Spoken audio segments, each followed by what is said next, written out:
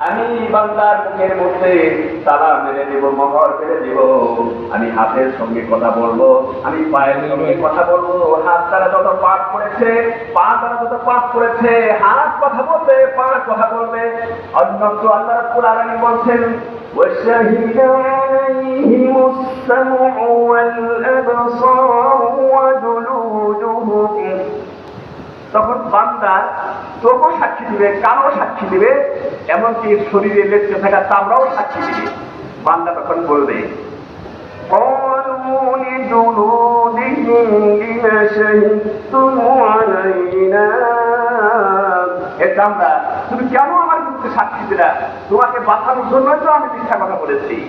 তখন বলবে, চামড়া বলবে, أنطقنا الله الذي